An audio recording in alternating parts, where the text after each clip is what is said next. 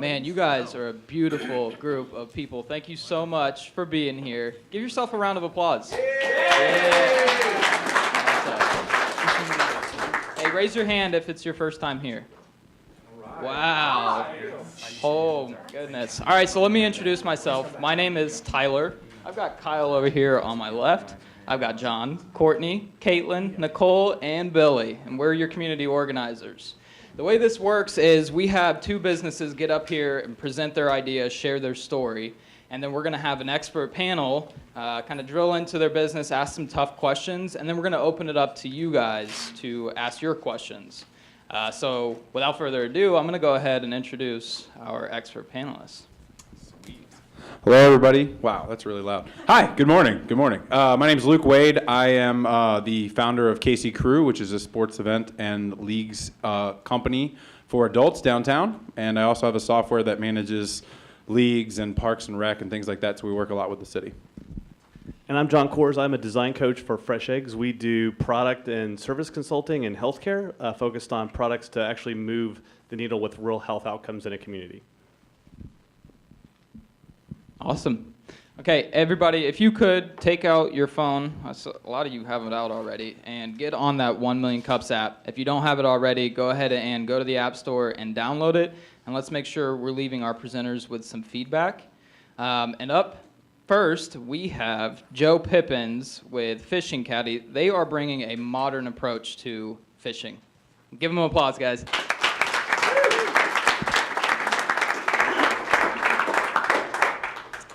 Thank you. It's an honor to be here. Someone had told me 3 years ago I'd be standing at 1 Million Cups. I probably wouldn't believe it. So this has been an amazing journey. I want to introduce you guys into the Fishing Caddy, which is the all-in-one fishing system used year-round. It's designed to put everything you need to fish in one product so you can move spots easier and carry less to fish. It's got a lot of really nifty features that help you also notice your bites quicker, reduce wind effect on your lines, and allow it to be emptied out to make it lighter for transport too. So let's dive into it. Okay, so the birth of idea, as far as when I conceived the Fishing Caddy, I was out fishing one day for trout out at Heritage Park. In this area, there was no soil. So the fishermen would we all would leave our rods on the concrete, and when the fish would take our bait, the rods would literally drag across the concrete, damaging the rods. I also looked around one day, that day, and noticed that every fisherman had a ton of gear. We all had lawn chairs or buckets to sit on. We all had tackle boxes. We all had stringers. And since there was no soil, we didn't have rod holders at that time. And when you set up in one spot, you would kind of hope and pray you got lucky and pick the right spot first time around. If you didn't pick the right spot, then you would dread moving to the next spot because you had to pack up all your gear. So you invested a lot of time into it. So there was over 28 million fishing licenses sold in 2015 alone. This next frame here with the little the donkey being weighted down, that's kind of how we feel when we go fishing. Do we have any fishermen in here? Anybody that fishes? Okay. Has anybody ever been fishing? Sure. Okay. All right. Cool. All right. Well, that's kind of how we feel. We got all this gear, and it kind of hunkers us down quite a bit. So that's where the product was started. On the left-hand side there, that's kind of my makeshift workshop. It's kind of interesting. I sold about 300 units made out of Home Depot parts. I really just wanted to validate the idea, so I put up a little website. It took me about a couple months to get it converting, but in that workshop, I would spray paint each individual rod holder and make these individually. It'd take me about an hour and a half to make each fishing caddy. So then fast forward to the second part down at the bottom. It was real important to me to make a product that was made in the United States. So when we did find our manufacturers and our suppliers, we got some quotes from China, but we stuck to our original core values, and all of our products are made in the United States. Our feedback from the Fishing Caddy came from fishermen on Facebook, which, as you can imagine, is some good and some bad. I'll get into that later. But the Fishing Caddy has a padded cedar tackle box lid, 2 large rod holders on the front so that you can bring your rods closer to you, so when you do get a bite, you can sink the hook quicker. The LED lights on the front are great to use for shining the light along the path when you're fishing at nighttime, and also help you to rebait and retie your lines while keeping an eye on your rods. The little hole in the front empties the water out, so when you're ready to move spots, because the first step in the Fishing Caddy is to dip it in water, adding up to 40 pounds of water weight, so it's stable. So that's pretty much how that works.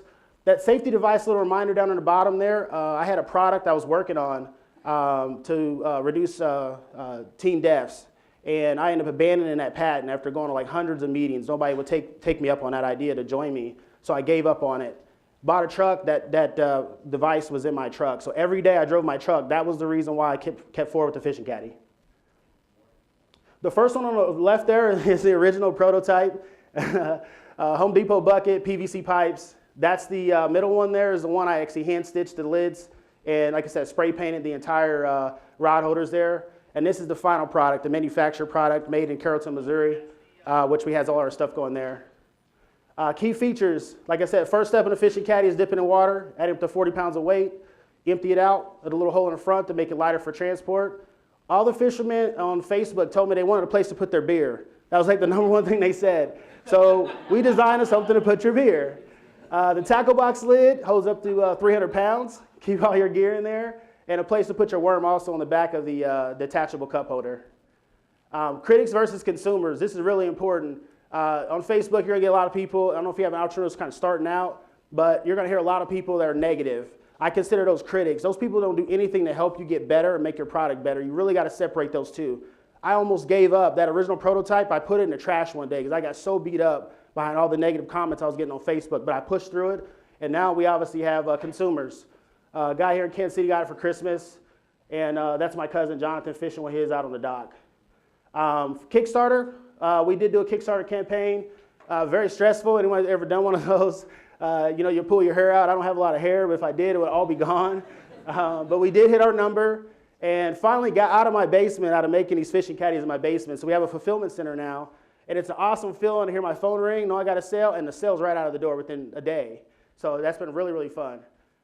Pitfalls, really is just basically working on finding additional ways to sell the fishing caddy and how to market it directly to the consumer. And believe it or not, women are my best customer.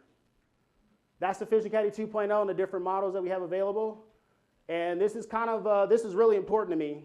That's Emmett. He bought the very first fishing caddy that I ever sold. And this is him with his Fishing Caddy 2.0. We have a lot of great reviews on Facebook, so if you're ever on there, hop online and take a look at those reviews. What's next for the fishing caddy? One of them just leaked to me just now, but we do have a pitch for Damon John from Shark Tank and Miller Lite in July. We have a national TV exposure which just came out. So go online, Google the fishing caddy, you'll probably see it. It's on a major television network and hosted by a major celebrity. We're ramping up our e-commerce business and finding new customers. And we have another fishing caddy in the works that we're hoping to launch at the end of this year, adds more technology to it. And we're rolling out a product extension for a kids fishing caddy. And our next opportunity we're going for is a co-branding with the Boy Scouts and Girl Scouts of America to create a fishing caddy for the kids and give them something cool to encourage them to get off their electronics and get out fishing. And our product's perfect for that because it takes all the hassle out of fishing so the kids can just catch fish. Thank you.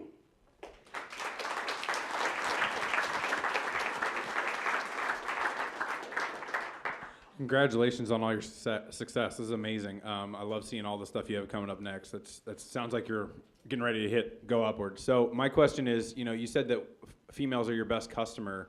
My uncle's a very, very avid fisherman, has a huge boat, goes to all the tournaments. Are the women buying this for the casual fisher, or who's your really niche avatar demographic? I'd probably say it's about 60-40, 60% of guys that don't own boats and the other 40% of guys that do. One thing about owning a boat, there's a lot of hassle involved in it. So whenever you think about fishing, a lot of times the guys will get excited about it until they realize how much stuff they got to take along with them. Getting the boat put together, hauling it out to the place. So our target audience is a fisherman between the ages of 24 to about 41 years old. And we arrived at that just based off of our focus groups and information off of our Facebook fishermen. I think you have a nice presentation style in that you're a blend of strategy and seeing all these different product features, but then a storyteller. So I think you did a nice job. Thank you. Feedback on the presentation, I would say start with your story. I think you drifted in 45 seconds of describing your product. I think you telling the story of what happened to you would have been a much cleaner, concise intro. But I loved your stories throughout. I thought that was nice. You mentioned a lot of features. There's a lot of parts of this. I'm wondering, what have your customers said specifically about your value proposition? And if you can speak to direct one-on-one conversations you had with them, absent kind of a Facebook or other type of social media channel. Absolutely. When we did our focus group, I took the time to find customers that bought the original fishing caddy, people who have never seen a fishing caddy, and I also went to to find women that are wives of fishermen. I wanted to find out like what were they looking for when they were buying gifts for their husband. What was the motivations on why they picked a particular product. So the feedback that I got from them initially, very early on, was my Fishing Caddy 1.0 was a 5-gallon. It was much too small. You know, it was a cheaper price point, but a lot of the guys were kind of getting down on the ground, and it took a lot of effort to get up. Also, it didn't carry as much weight, so it only held about 25 pounds of weight, so we had people concerned about the Fishing Caddy tipping over. Then kind of going into the fun parts was the cup holder. We were really trying to find a way to put a cup holder on there that did not stay on there permanently. So our cup holders that we designed here are modular, and they come off. So, you know, if you're putting this in a car, it's going to take up less space, and if you're not drinking that day, you can leave this at home. And then this modular device here on the back of here too also has a universal bracket. So kind of turn that way. I think you guys could probably get a good look at that. We're going to do some additional technology on the back of here too. So they told me they wanted a rod holder to hold their rods. Some guys said they wanted a backrest. Guys that ice fish said they wanted an individual rod. They don't need two, they just want one. So we're working on answering all those questions. How many people were in that focus group that you mentioned? About 20 people. Okay, what is your path forward on more discussions with customers? I think one challenge you have is I keep seeing you add more features to it, but what was interesting in what you just did is you were more concise of, hey, they love sitting and the weight of sitting on something, so there seems to be a comfort value prop, and then the beer thing. You mentioned this kind of throughout. You know, there's this thing about beer and fishing and storing. Yeah. And I think that's an interesting thing into Miller Lite and some of your other channels. Yes. I see you going in a couple different paths around different value props. I just encourage you to think, you know, what is that one thing that just hits them consistently? Well, what hits them consistently is the fact that when you go fishing, you don't have to carry 8 different products that all serve one single use. You know, when you get a lawn chair, you can only sit in it. When you got rod holders, you can only put your rods in there. When you have a stringer, you can only put your fish in there. And when you took that stringer and put it in your car really stank like fish. And our wives hate that. So my wife doesn't ride my truck anymore because of that reason. But basically it's just the fact that you're consolidating all these products into one product, which has been very successful for electronics, universal remote. The Swiss Army knife, which is what I consider my product to be of the fishing industry, is a Swiss Army knife. Okay. And my last question, I don't know if you have numbers on specific market size of, I don't know what you would call this, fishing storage for people that own boats that are also a woman buyer. Like, what does that market size look like in terms of fishing gear? Is it increasing, decreasing, staying the same? You know, what does that market look like? It's staying about the same. Out of the 28 million fishing licenses that were issued in the United States, freshwater fishing represents a large portion of that. You're looking at around 12 million, I'm sorry, not 12 million, but around 18 million of freshwater fishing, which is also the number one popular species of fish is panfish, which is what our product is geared towards. So it's been a pretty stable market. To break down those exact numbers on specifically what you're saying, I don't have those numbers, but it is a pretty stable market as far as what fishing does. Due to its low-cost entertainment, there's very few places you can go buy a $20 fishing license and use it year-round. So that's one thing we're encouraging our audience and pitching as one of our methods to increase exposure. So a couple questions. You said that when your phone rings, you get excited because you made a sale. Are you only selling these via phone call, or are you guys actually selling these online? We're selling them online. We started on fishingcaddy.com. We also are selling on Amazon. Recently started an Etsy store, which has been amazing. Absolutely amazing. Etsy has been. And it's just like a natural fit for the product. And, you know, it's been real exciting. We're also looking for additional places to sell the Fishing Caddy. Fishing bait and tackle shops locally is important for me, but also national-wide too. Do some drop shipping where they sell it and then we basically pay them a commission and then we ship it out to the consumer. So with that being said, have you looked into Amazon yet? Fulfillment by Amazon? We actually are on that. Yeah, okay. We're on FBA. So you are on Amazon then? Correct, yeah. So then how many did you sell on Kickstarter and how many have you sold everywhere else? Well, Kickstarter just wrapped up as of end of May. We ended up selling we sold 64 fishing caddies on Kickstarter, which was kind of a exciting part for us, but a little bit of a letdown. We kind of leaned on an agency and they didn't do exactly what they're supposed to do. So we had to take up the lion's share of the work and do it individually ourselves. So. And how many have you sold after Kickstarter? So separately through your website and Amazon, Etsy? It's about 150. That's pretty much been for the month of June. Awesome. I would agree with him in finding your niche. It seems like all the options are amazing, but I think until you actually get it to where you're just selling nonstop, you definitely want to focus on one thing, and then you can start to break into these other markets. But I think you're moving in the right direction. Good job. Thank you. All right, do we have any questions? Oh, there's a question over here.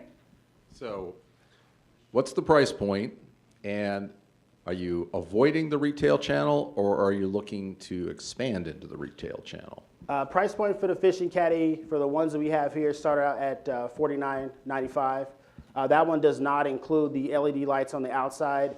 The white fishing caddies all glow in the dark as well, so they will not have that as well. So it will come in a padded cedar tackle box lid for $49.95 and a 6.5 gallon model. The rest of our competitors are all 5.5 gallons, and they're selling a regular bucket with a lid on it for $50. So our product is obviously much superior with much more features. Right now, as far as retail is concerned, it's not something I'm embracing at this moment. However, that's something I would like to get into eventually. But I'm really working on trying to get the e-commerce side of it down so that I can identify where my customers are coming from and kind of tackle some of those questions that they were asking me. So I'm not adamantly against it, but based off of my limited experience, I'd want to get more experience in that area. So we're opening up questions to the audience. If you have a question for Joe, please raise your hand and we'll come around with a mic.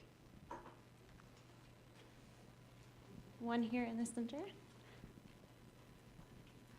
As a caretaker, I would want to, because men don't think about things like Kleenex and that kind of stuff.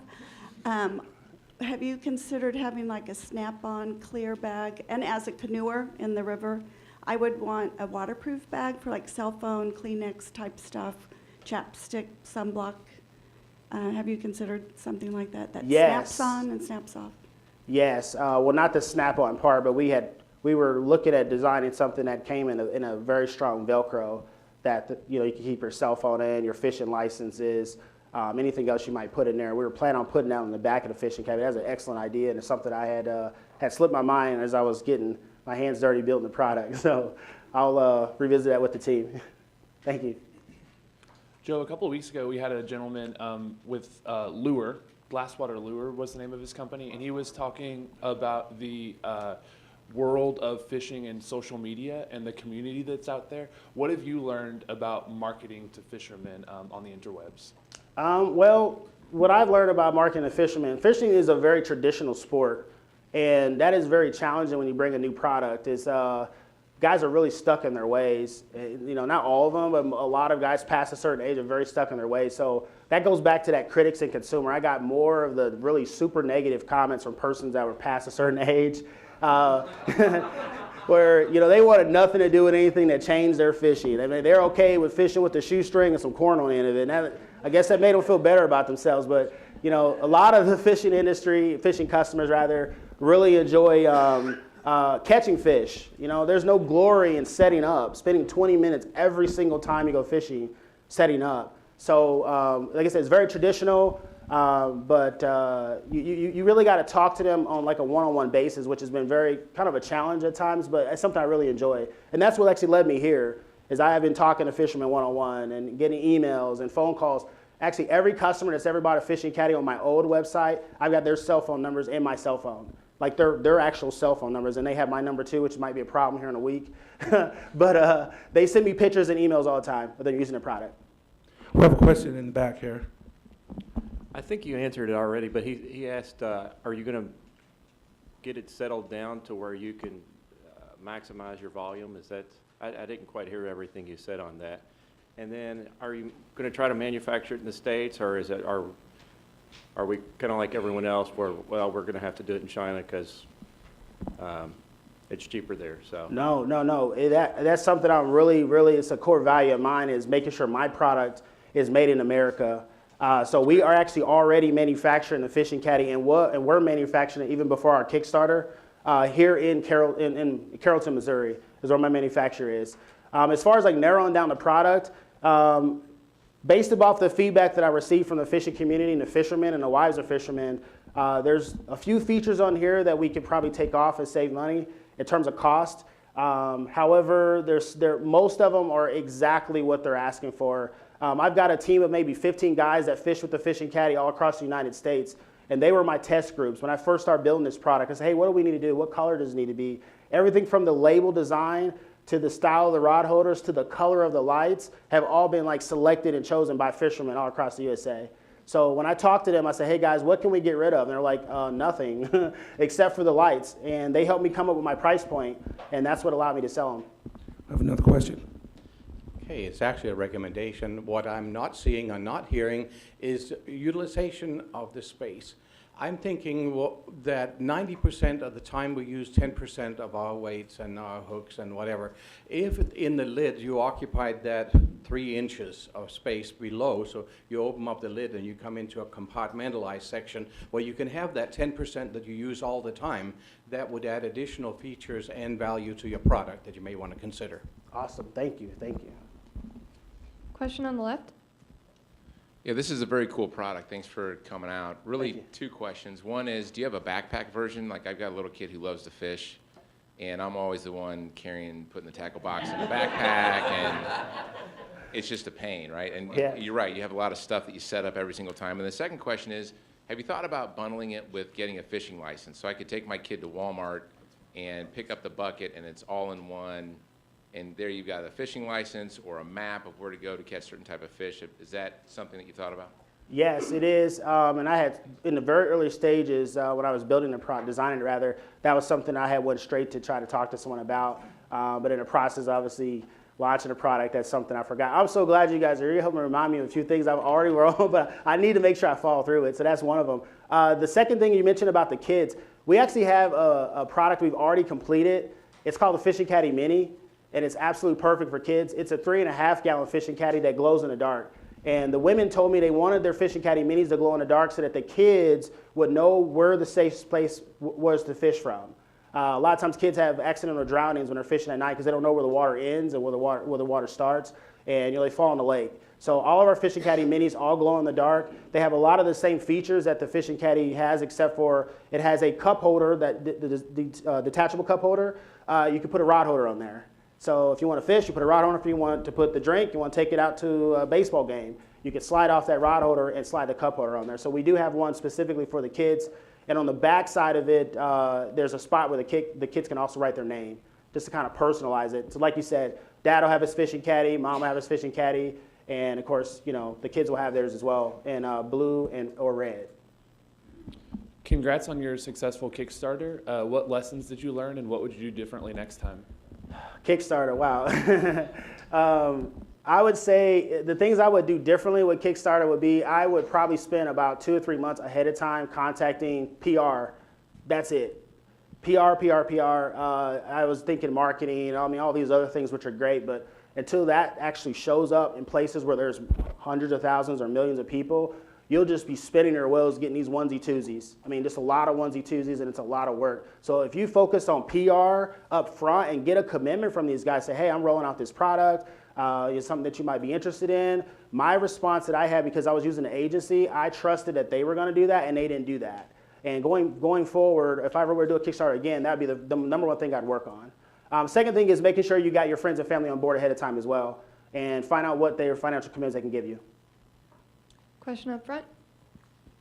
I do 2 things. First, I do apologize for missing a good portion of your presentation. I had to take a phone call. Congratulations on your product. And I'm a fisherman. I haven't fished in a while, but it would definitely be worth one of my investments. My question to you is: there was another guy who came in here earlier and did fishing, and I asked him the same question. Where do you guys see yourself in the next few years? And if I wanted to purchase the caddy, what's the difference between your product of putting it on the bucket versus doing that versus your product of, okay, let me go and backtrack. What's the difference between your product of having that assembled and putting that in the bucket versus me taking a fishing rod and taking a bucket and doing the exact same thing? What's the difference between that and your thing? Well, the first difference is that it took us probably close to about 30 of these buckets to find the right balance. That was one of the main things I heard online. Guys, oh, I'll just make my own. I was like, well, go ahead, try. You'll lose your rod. Go ahead, try. It won't work.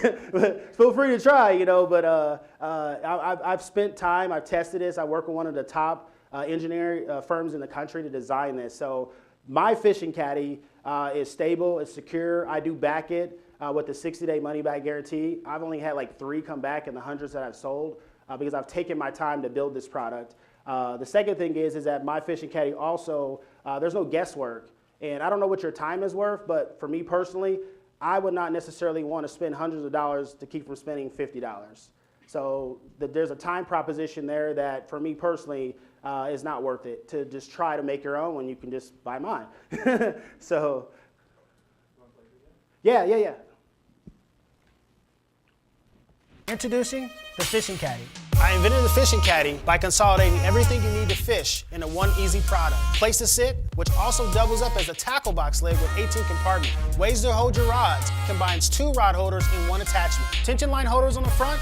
It has an LED light attached to the front, has a padded handle for comfort, a detachable cup holder that doubles as a place to put your worms or your beer can. It holds up to 40 pounds of water weight inside.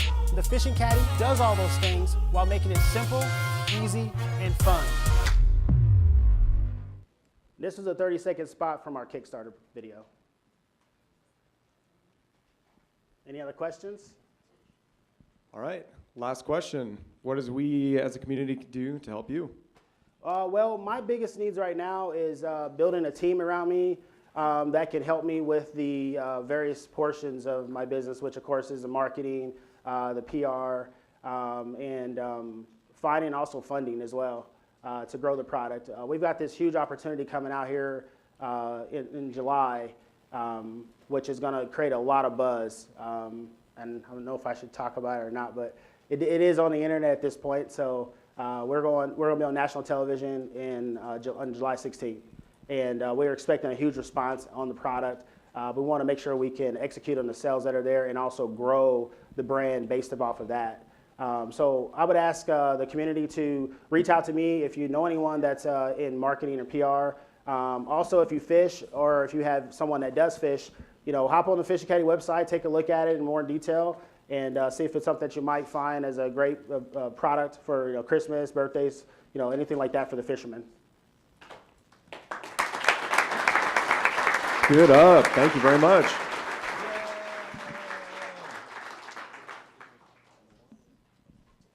I believe we have one announcement. Kyle, would you like to? All right, so last week we celebrated entrepreneurship with 1 Week KC here in Kansas City. If you've been around entrepreneurship long enough, you know that we love celebrating it. So our next big week is Global Entrepreneurship Week, which is coming up in November. This is our 10th anniversary, so we're going to make it bigger than ever, and we're crowdsourcing our events. So if you are interested in hosting an event for entrepreneurs, if you want to get yourself or your business in front of thousands of Kansas City entrepreneurs, please go to gewkc.org and submit your event idea. I'll also be hanging out afterwards. So if you want to talk about hosting or throwing an event, think panels, workshops, speakers, that sort of thing, please let me know and we'll see if we can make it happen. Thanks, Kyle. For this week's audience connection question, if any of you have a business idea, startup idea, anything like that, any type of idea that you need help with or potentially talk to someone about it, maybe even testing it, raise your hands. Okay. We've got a couple. So if after we are done today, if you want to see Morgan Perry with the Mid-Continent Public Library, there she is right there. Please go see her after this. Thanks, Morgan. We appreciate you. And it's time for Mug Club. If you have been to 1 Million Cups at least 10 times, raise your hand. Few. If you do not have one of these shiny mugs, please put your hand down. You do not have a mug? Looks like we found him. Hello? All right. Tell us your name and why you keep coming. Maurice Sadowski, and I've been coming on either here or at Overland Park for the last 3.5 years. I'm trying to start up a business to kill the Asian carp, but I like seeing business cases and people present at 1 million cups. Thanks for coming, man. Enjoy the mug. Enjoy your mug, yeah. Drink lots of coffee out of it. All right, our next presenters have created the only soccer-specific tailgate game. So without further ado, I'm going to introduce Max and Roberto with Wobblers. Give them a big round of applause.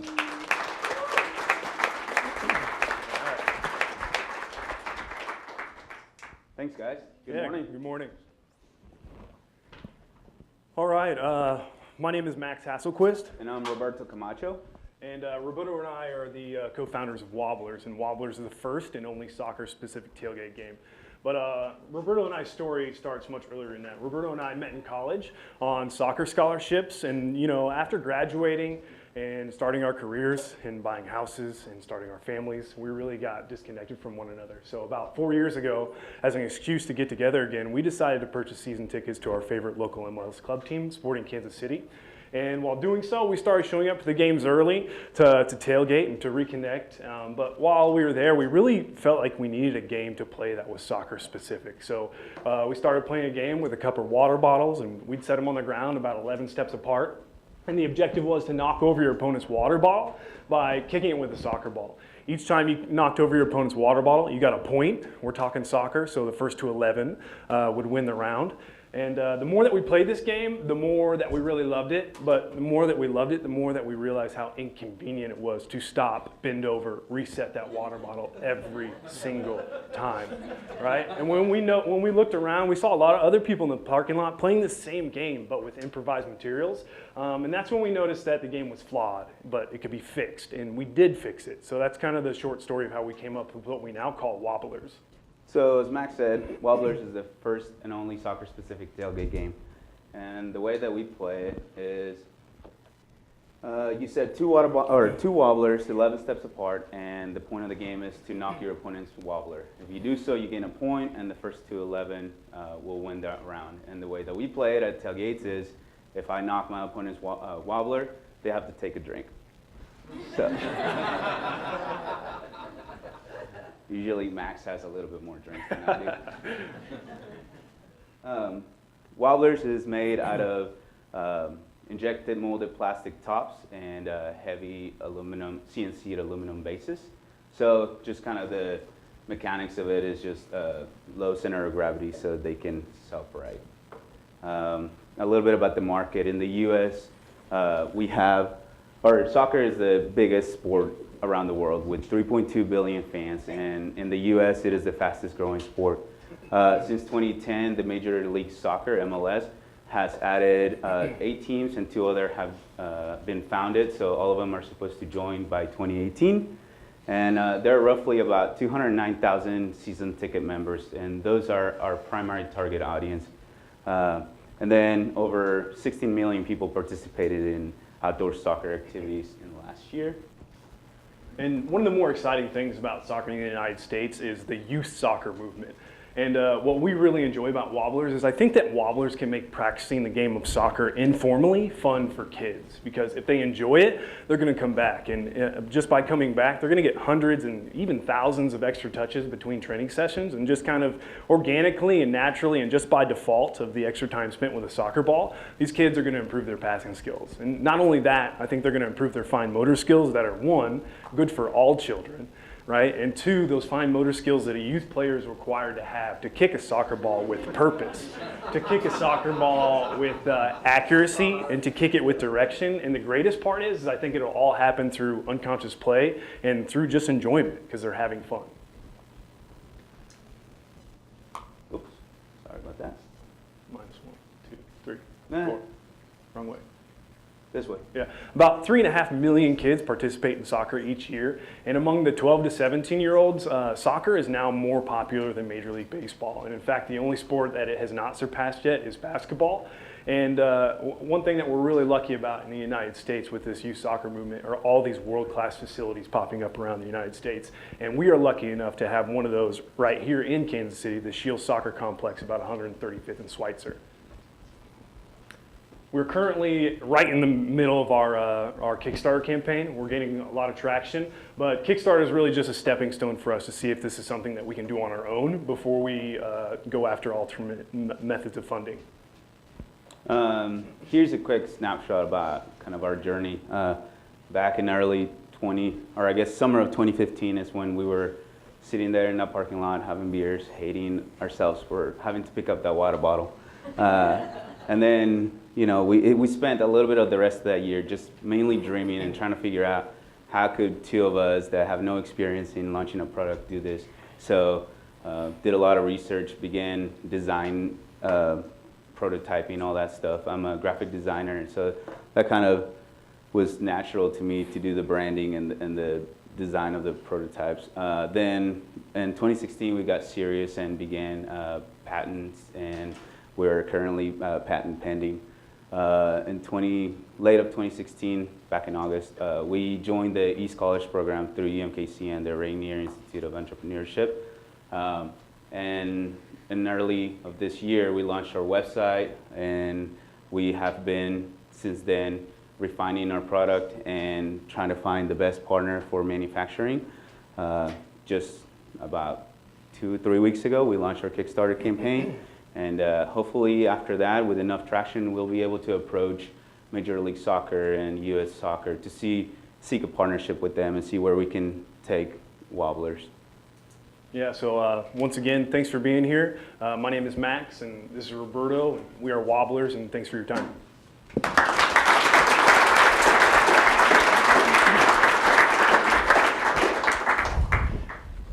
I just want to start by saying that the personality of you two and how much you love this kind of community, connection, play is very apparent in the presentation and your brand. So you could definitely feel the energy between you guys. So Thank you. really, really nice. I thought your intro was great.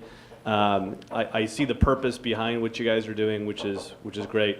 In terms of feedback on the presentation, you mentioned a couple different markets, and I'll drill into more questions about U.S. versus international, tailgating markets. And then you mentioned this kids thing, which I have kids that play soccer, so I was already going there. But I'd love to see more detail on how big are those markets and where are you starting to get into these markets? Are you approaching them all at the same time? Are you doing kind of more sequentially? What does that look like?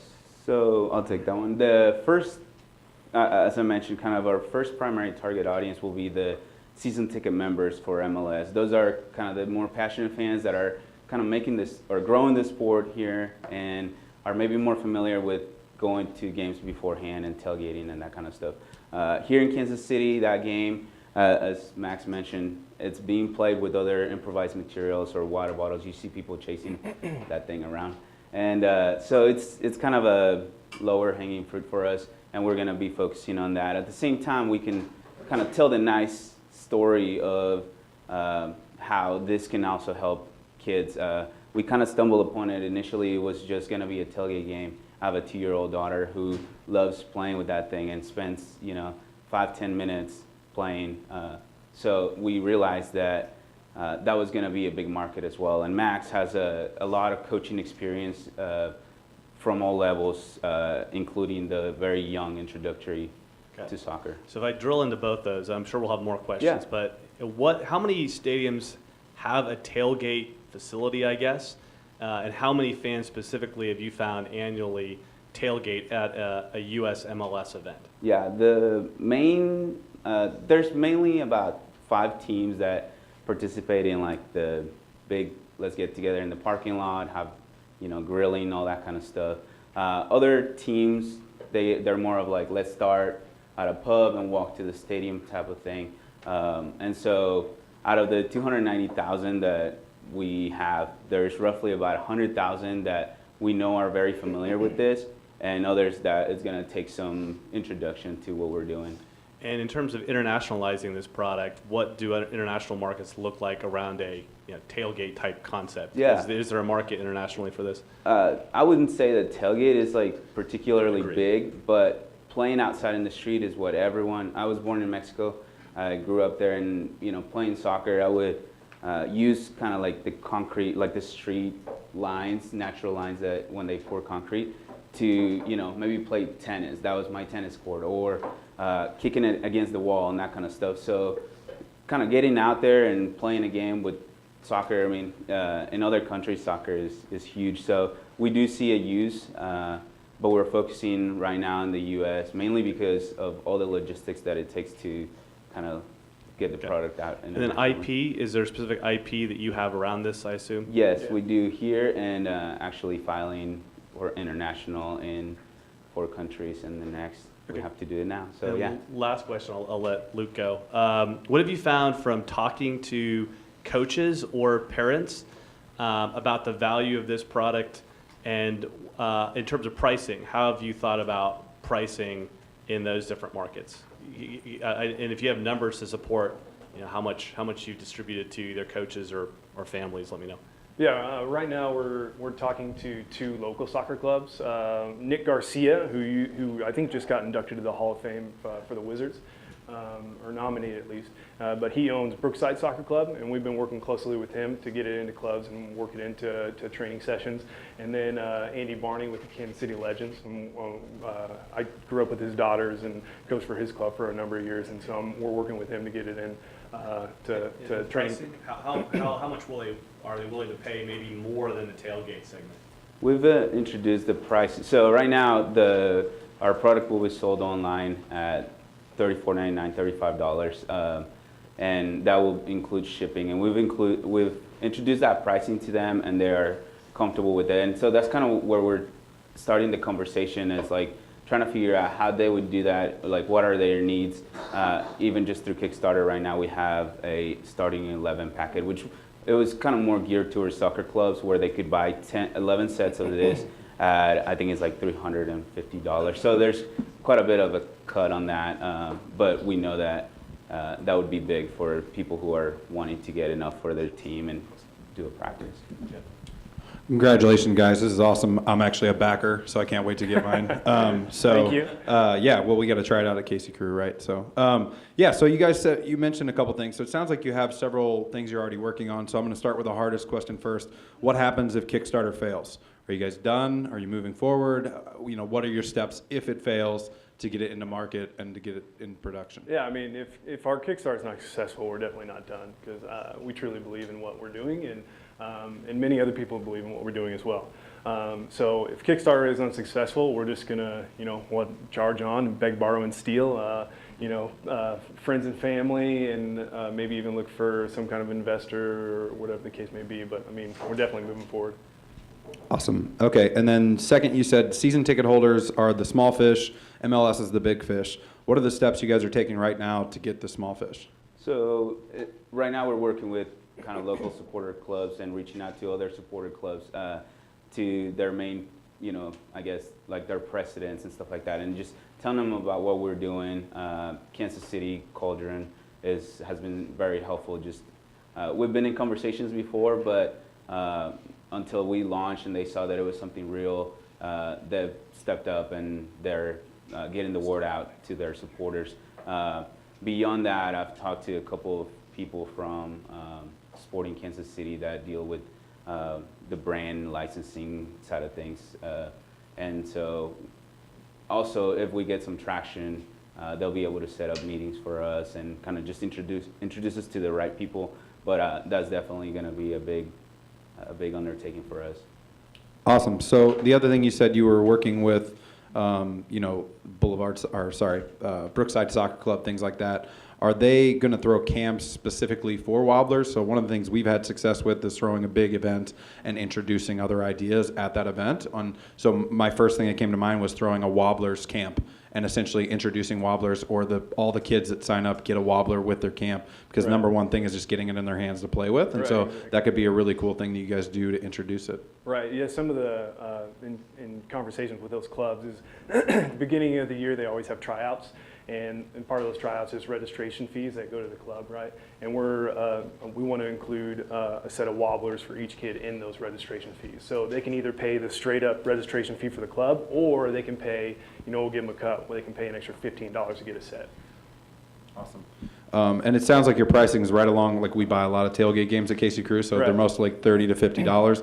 My only question is, it just comes with the wobblers, not a ball, right? So you have to provide your own ball. Are you thinking about providing that eventually, like a customized wobblers ball? Yes. For this first Kickstarter, we have one pledge that includes a ball, but ongoing, we will be looking into making our own soccer balls or partnering with the partnering with the soccer ball manufacturers so that we can get our own branded balls and sell them. More specifically, because depending on what surface you play, but if you play on concrete, you may need a different ball. Like this game is kind of the more tailgate-like game. It's more about keeping the ball on the ground and kicking it. So futsal, I don't know if you're familiar with that. The balls have a little bit less bounce and that kind of stuff. So we're definitely looking into that for the future. Any thoughts on different size balls for difficulty levels? Like Yes. smaller balls trying to hit Yes. the target? That, age groups, like a smaller kid may not be able to handle a bigger sized ball. So yeah. Awesome. Congratulations. Good work. Thanks. Thank you. Okay, so we're going to open it up to the audience. Who wants to go first this morning? Question here on your right. No idea if this is possible or not, but you said your target customer is season ticket buyers from MLS. When you get to that point, if you considered approaching them for an add-on sale to the end of the season ticket package, because I would think that they would want more people at the games earlier anyway. So this is a way to do that. Yeah, I think And that's it- absolutely an option. Yeah, that's a great suggestion. Yeah. Thank you. That, along with most MLS teams have their own inside the stadium shops. So being able to have them also sell their own products in their shops would be awesome. Big thing to follow up on that is that if you have it inside the shop, that's awesome, but there's only so many people that will get inside that shop during the game. Everybody that's going to be marketed from them is going to get that email about the season ticket package. Mhm. So if that's Definitely. a possibility. Definitely. Thank you. Great. Question back left. You guys have a really great product. Congratulations on that. My question is, have you guys considered, or do you have any ambitions in the future to like internationalize it to like professional soccer teams like in Europe or in Mexico or in South America? 'Cause not only is this like a really fun game, but it is also a product that could really improve the passing skills of professional soccer players. Yes, definitely. We would love to get out there internationally. Yeah, that's fine. Oh, sorry. Hold on, I'm coming. And we're kind of in a point where we really need to figure it out here in the United States before we do that. But we think that it's going to be a much bigger market internationally. Okay, growing up in Denmark, that of course is a soccer country. I'm looking at that device and I'm saying if you had two people with a wobbler in the middle and the wobbler itself had a gyro in it that reported back to a smart app, at that point you can now have teams of two, let's say 10 teams of two, playing to see who can get to the certain number within a given time. Adding that electronic element of a gyro and a report back to the app, is that something you want to consider for the future? Yeah, thank you. One of the more exciting things that we found that throughout this whole process that we've had tons of ideas, but we just have to get started and start somewhere, right, before we can expand the brand and the product, right? So, but one of the more exciting things is we'd love to, we mentioned earlier, brand-owned soccer balls, create a mobile app with scorekeeping technology, or even connect you with other users in the area. And then finally, we'd love to add lights that would either make a sound or light up after the wobbler was hit to signify a good hit. And this particular one is already engineered. It's ready to go. We have files in hand, and this has a tilt sensor. So after it gets to a certain degree, right, it'll buzz, light up, make a sound, or whatnot. But we found out that we just got to start with the basics so we can get into the market. Question back right. Hi, yeah, it's a great product. I was just wondering, about other sports too. I see a lot of times people in patents really limit themselves. They'll write it's for a particular thing. And, this may be odd, but like I used to be a target shooter. That'd be neat for shooting if the top was made out of metal. Sure. And you could shoot it and it wobbles back up. It doesn't have to light up or anything. But other sports like you were mentioning, football practice or I could see baseball practice, things like that, where it would be exciting too. So. Sure. Yeah. I'm a school teacher for my day job, and I've got a particular Sporting Kansas City player's mother who works in my building from time to time, and I shared our video and our campaign with her, and she said I'd love to pass it on to my son to see what his feedback would be. But also, her sister is actually the head coach for the field hockey team in Michigan, for the University of Michigan. So we've been emailing back and forth. This is pretty new in the last week, but so yes, absolutely. So expanding into other sports and other areas just to expand the line and the brand are absolutely in our thoughts. Yeah, when we initially, branded and thought of Wobblers, we wanted to keep it simple like that and not just very sports specific. Obviously, our first is soccer because that's kind of how the game got started, but Wobblers can be applied to really any other sport as we grow and as we see the opportunity. Thank you.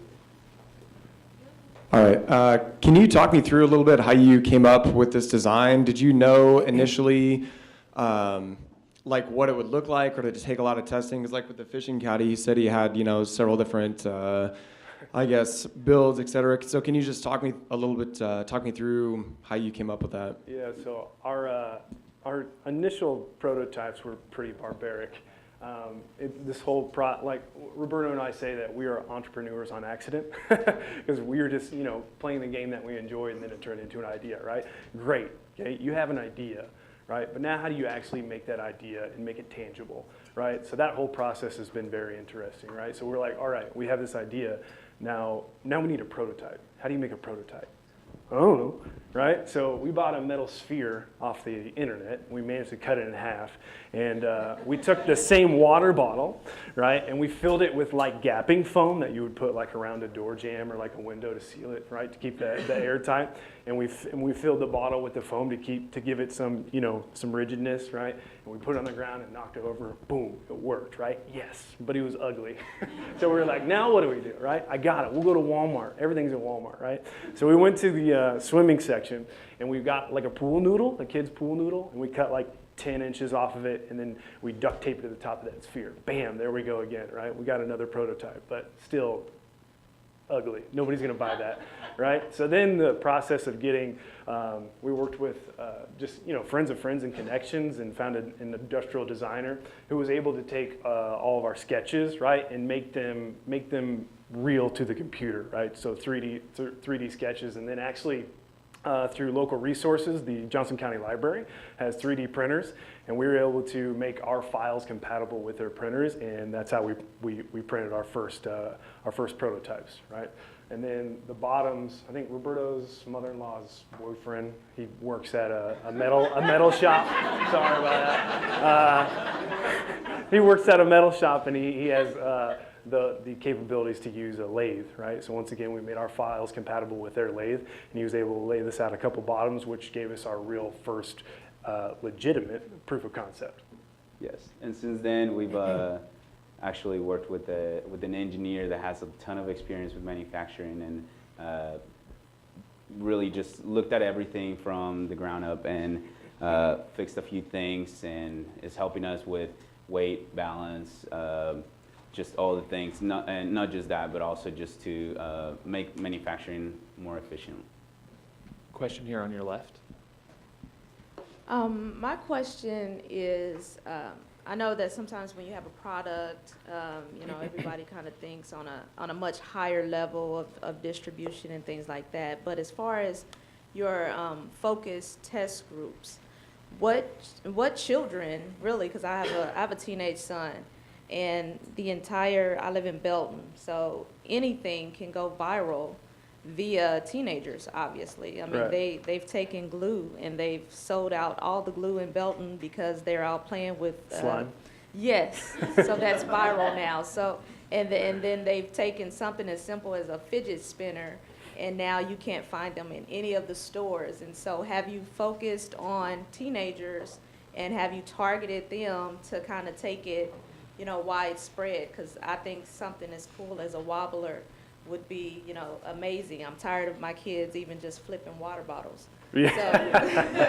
So Man. have you targeted teenagers yet? Because they're really, you know, they're amazing distributors. Yeah, I think our biggest challenge right now is just funding molds, right? So we can actually produce something tangible. Because we could produce more of these and put them out there, but they're just 3D printed, right? So if you hit them in the right spot, sometimes the pops pop off, right? So we would hate to put something out there and for it to fail everywhere, right? That wouldn't be good for our vision. But yeah, I think our biggest challenge right now is just getting funding to produce molds so we can get these out there and get them in the hands of teenagers and of soccer fans and of children, because, I don't know, Kansas City deserves this and soccer deserves this. Yeah. Question on your right. Like your idea, really do. Thanks. My dad was a soccer coach, so you know I kind of got dragged into all the soccer stuff. Nice. Besides the wobbler, have you guys thought of any other games that you guys would create and then eventually would sell them alongside the wobbler and stuff like that? To be honest, we have not. We've focused just on that wobbler product. We have games as far as rules and different ways to play it. So there's that one versus, or that we call it knockout, where you have two players on each side and you hit it. But we also have other where there's multiple wobblers and you try to hit whichever one, and if yours gets hit 3 times, you're out, and that kind of stuff.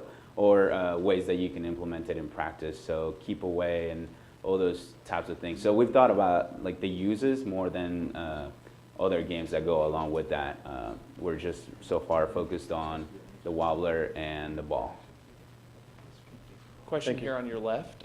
So you guys are testing the waters of entrepreneurship a little bit here. Can you tell us some about the unexpected challenges you faced so far? Everything.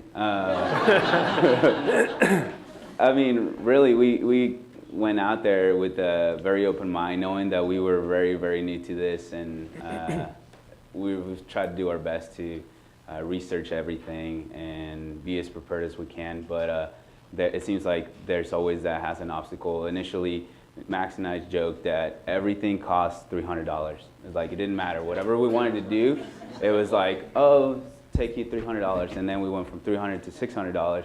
And now everything costs like $1,500 and up. Be it patents, be it anything else. It's just, but so those have been obstacles, trying to get things funded on our own. Just working our day job and also coming home, spending time with the girls, kissing them goodnight, and then getting back into the entrepreneur life, I guess. Yeah. So that's kind of been a challenge. Really, Anything just the else? whole process, I talked about earlier is how do you make an idea and turn it into something tangible, right? So now that we actually have a working prototype, then the next step was, how in the world do you launch a business? I just went to school and, undergraduate degree, master's degree, there's no way I'm going back for another degree, right? So then I think something that we've been very cautious about the whole time, that if we failed, we didn't want it to be because we did something stupid. So our mindset is just, how can we educate ourselves, right? Because if it doesn't work, right, we just want to be as educated as possible. Yeah. So everything, I think, every stage there is a challenge, and we just try to overcome it. Right now, I would say that our challenge is funding our product through Kickstarter. So there's been some really fun experiences initially, and then some letdowns. But we're still going, and I think we're picking up movement, and we're getting picked up by some pretty big viral pages. So we'll see kind of what happens in the next 2.5 weeks of or 2 weeks of our campaign. All right, our closing question, what can we as a community do to help you? So we traveled in time, and we came back today prepared. Oh, we didn't talk about curriculum. Anyway, with this slide of, these are some of the things that we know we're researching and trying to figure out as we go, but if anyone here has had any experience with any of these bullet points, such as order fulfillment and international shipping, just overall advice on funding, as our backup plan might have to be that. how to enter the retail market and distribution partners, and any other introductions that you guys may think that would be of value to us. We would love to hear those. Awesome. Thank you guys so much. Yeah, thank you. Appreciate it. All right. Thank you all for joining us. Be sure to log into the 1 Million Cups app to provide feedback to our presenters today. We will not see you next week. July 4th is on Tuesday, the 5th is on Wednesday, and we will not be having 1 Million Cups. So we'll see you in 2 weeks. Grab a wobbler, grab a fishing caddy, and have a very safe, fun, and enjoyable 4th of July. We'll see you guys in a couple weeks. Woo!